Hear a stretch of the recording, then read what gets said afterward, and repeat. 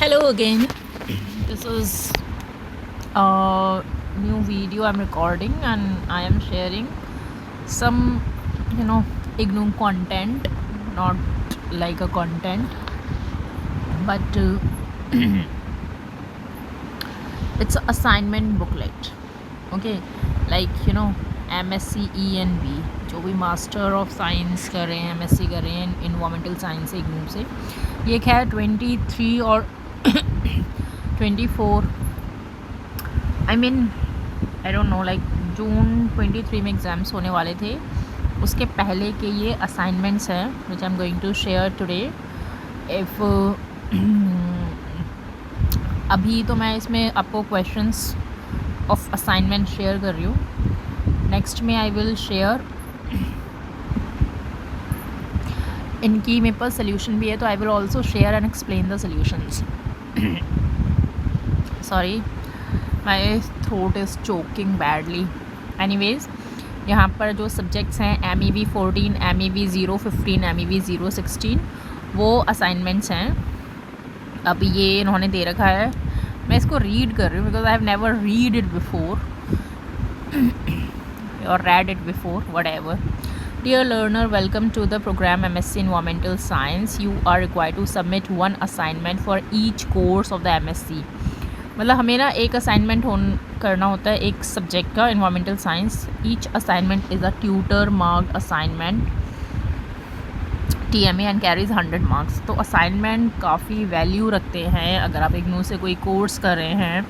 Like मेरी friend ने BSc किया था फिज़िक्स ऑनर से, तो I am also new to IGNOU, तो I don't know about the कि क्या क्या होता है इग्नू में। तो मैं पूछ करके पता करके ऑनलाइन वीडियोस वगैरह देख करके करती हूँ, फिर भी मुझे कुछ मेरे को समझ में नहीं आता अच्छे से, पर मैं कोशिश करती हूँ।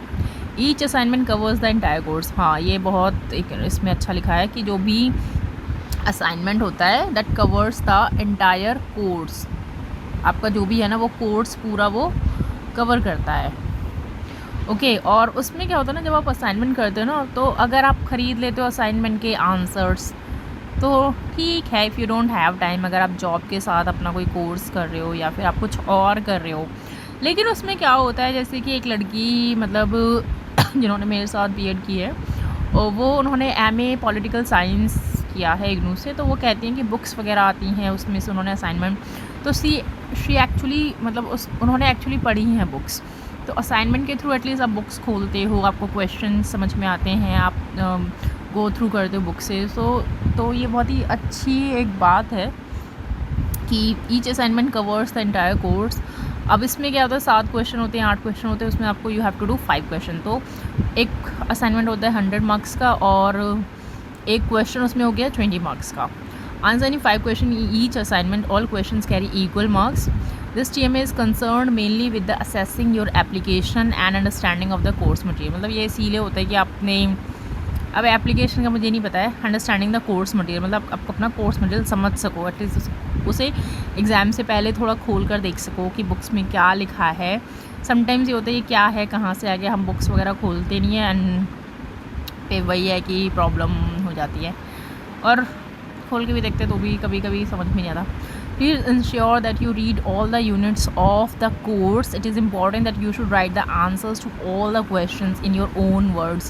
अब यहाँ पे बोला है कि कॉपी पेस्ट मत करो गूगल से, अपने वर्ड्स में लिखो, बट किसके पास इतना टाइम है? मेरे पास तो नहीं है। मेरे को तो आंसर मिल जाते हैं, मैं अपना टाइम बचाती हूँ, मैं पढ़ती हूँ। आप जैसा करना चाहें आप वैसा कर सकते हैं। Everyone is free to do anything, okay?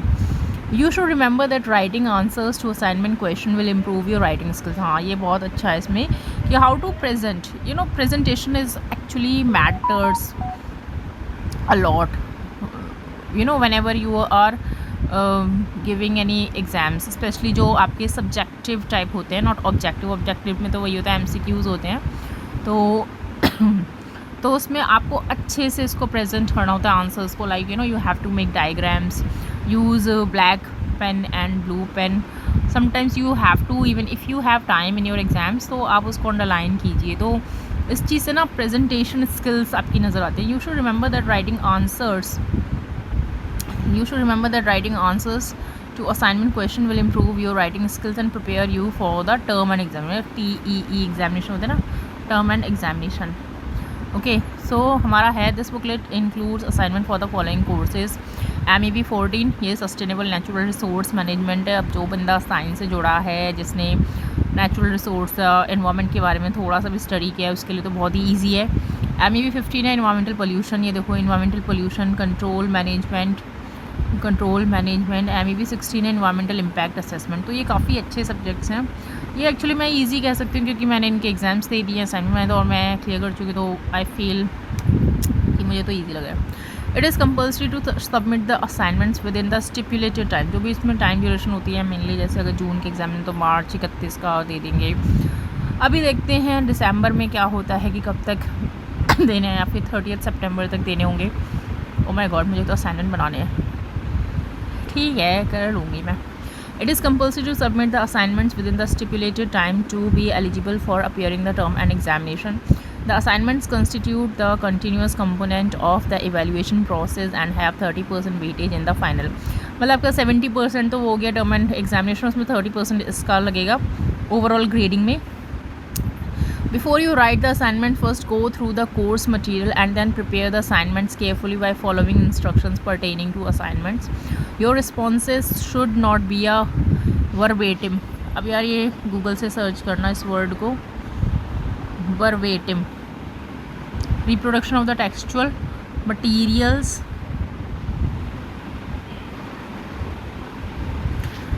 Reproduction of the textual materials provided for self-learning purposes, but it should be in your own words. If you have any doubt or problem pertaining to the course material and assignments, contact the program coordinator and concerned program in charge of academic counselor at your study center for clarification. Once you are able to do the assignment satisfactorily, you will be ready to take the term and exam with confidence. If you still have any problems, do feel free to contact us at School of Interdisciplinary and Transdisciplinary Studies. देख लो contact करके कुछ फ़ायदा हो जाए और मुझे भी बताना. Wishing you all the best to complete the programme successfully. हम भी यही चाहते हैं कि अच्छे से हो जाए.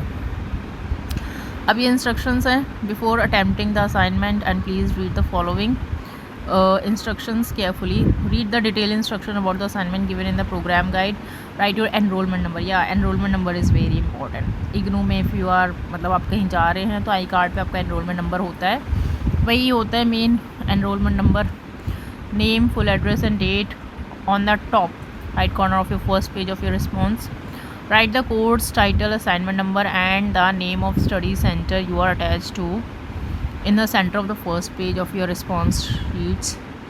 एक्चुअली ना असाइनमेंट बनाए ना, मैं भूल गई कि फर्स्ट पेज में क्या क्या करना है. तो आप लोगों को वीडियो बनाने के चक्कर में मुझे ही पता चल रहा है कि मुझे क्या क्या करना है. Read the instructions related to assignments given in the programme guide. Please note that unless you submit the assignment contain the booklet within the stipulated time, you would not be permitted to appear for the TEE term end examination के लिए. हाँ, अगर किसी ने मेरी videos देखी हैं तो पहले पता है ना, MEB 19 और MEBE 19 में बड़ा दिक्कत है यार.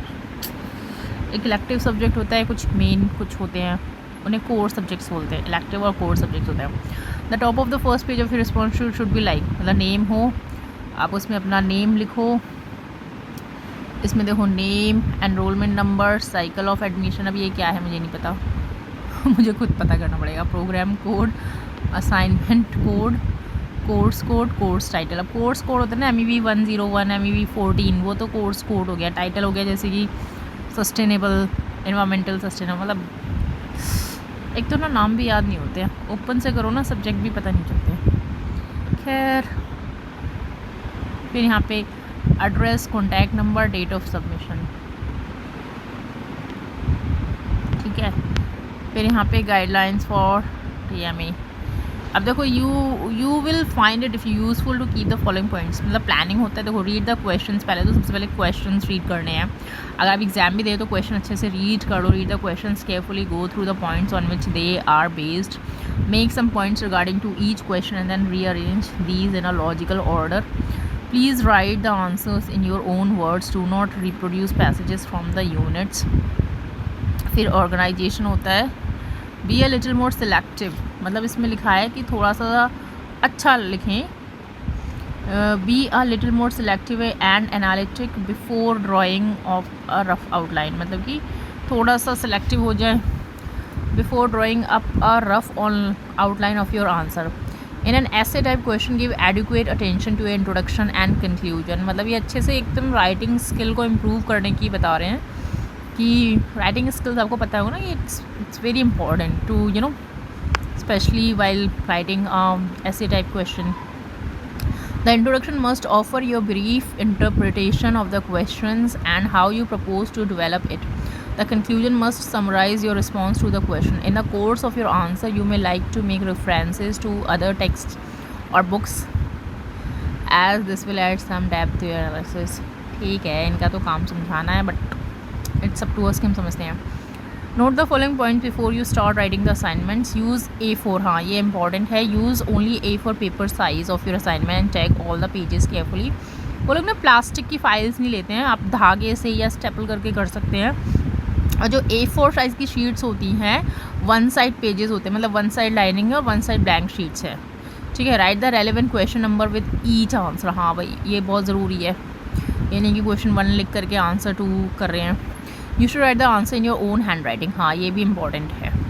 Make sure that your answer is logical and coherent, has clear connection between sentences and paragraphs, is written correctly, giving adequate consideration to your expression, style and presentation, does not exceed the number of words indicated by the question. अब इसमें submission क्या करना है, देखो submission है अब यहाँ पर, तो अपना अपना सेशन देख लेना। The completed assignment should not be send to the coordinator of the study centre allotted to you. Should be, अच्छा शुड नॉट लिख, मैंने अपने आप ही बोल दिया है। देखो जो आपका है, मेरा तो नोएडा है, the completed assignment should be send to the coordinator of the study centre allotted to you. Please read the instructions given in your programme guide. These assignment question are valid for the January, मतलब जनवरी तक रहेंगे 23 to जुलाई 24। हालांकि जुलाई तो चल ही रहा है 24। अब देख लेना इंटरनेट से ना एक्चुअल वाले वो डाउनलोड करना क्वेश्चन जो आपके रिसेंट वाले हों। Keep a copy of the assignment answer sheets with you before submission for future reference. Answer each assignment on separate sheet. Yes, it is preferred to write all the assignments neatly in your own handwriting. Write your name, course code, enrollment number and cycle of admission on all the assignments in bold letters, मतलब कि अच्छे से नजर आए। Express your response in your own words. You are advised to restrict your response based on the marks assigned to it. This will also help you to distribute your time in writing or completing your assignments on time. Remember that you must submit your assignment before you can appear for the TEE यानी term end exam से पहले आपको submit करने हैं। Please remember to keep a copy of your completed. अरे यार ये तो नहीं बताया था, ये मैंने नहीं किया। अच्छा कॉपी क्या, फ़ोन में तो रहते थे assignment. Please remember to keep a copy of your completed assignment just in case one submitted और lost in transit. Good luck with your work. ओ भाई आज तो मुझे भी कुछ नया पता चला है। अच्छा नेक्स्ट वीडियो बनानी पड़ेगी, ये पेज नंबर ये है।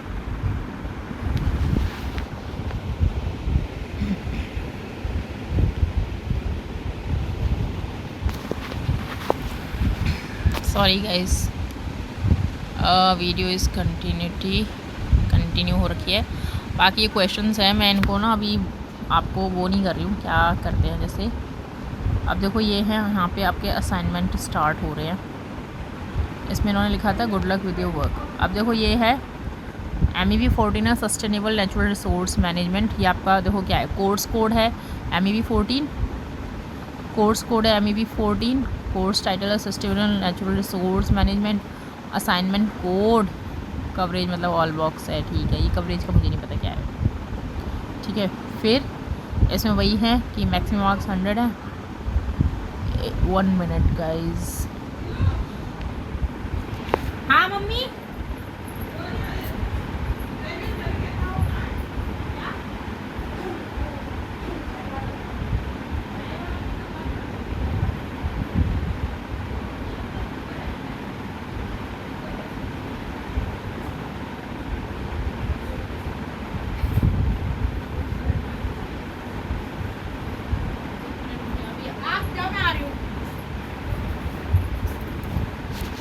ओके गाइस, सो मैं यहाँ पर ना आपको क्या करती हूँ, ये सारा है ना ये क्वेश्चंस हैं, पॉज करके देख लेना। नेक्स्ट में ना मैं इनके आंसर्स के साथ आपको वो कर दूँगी, एक्सप्लेन कर दूँगी। अभी ना थोड़ी सी मैं बिज़ी हो गई हूँ। Okay bye. और एडिट वेडिट करना आता नहीं है, तो जैसी वीडियो अपलोड करूँगी देख लेना।